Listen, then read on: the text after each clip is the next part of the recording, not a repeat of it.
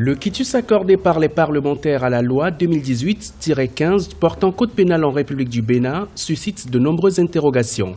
Le nouveau texte, introduit au Parlement depuis 2001 par le gouvernement de feu président Mathieu Kérékou et dont l'examen avait été entamé lundi 28 mai 2018, comporte 1007 articles répartis en 4 livres avec de nombreuses dispositions nouvelles présentées comme des avancées. En attendant sa promulgation, ce texte actualisé définit les peines encourues pour un certain nombre d'infractions, dont notamment l'escroquerie, l'abus de confiance, la vente de l'essence frelatée ou encore le harcèlement. C'est un code qui répond à nos réalités purement africaines et purement endogènes, et qui s'adapte aux besoins du Bénin que nous sommes, et non un code qui répondait à une exigence étrangère et auquel on s'adaptait.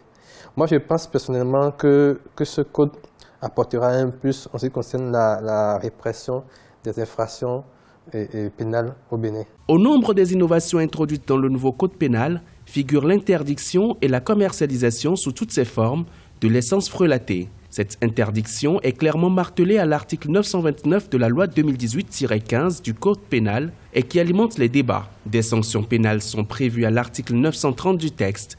Il s'agit entre autres de la saisine des produits de contrebande, des amendes qui sont estimées au double du prix de produits de saisie et un emprisonnement ferme allant de 3 mois à 3 ans. Le secteur informel en général et le secteur de vente de paillots constitue en réalité une soupape pour notre économie, une soupape sociale pour notre économie.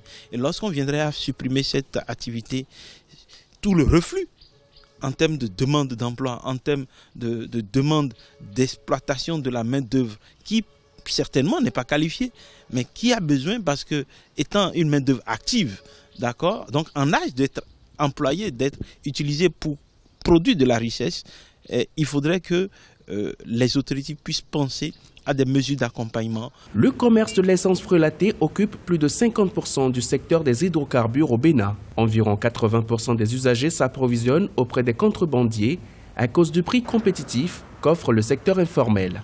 Plusieurs experts souhaitent que le législateur prévoie une cessation progressive de ce commerce, suivie d'une mesure alternative de reconversion des vendeurs de produits pétroliers issus de la contrebande.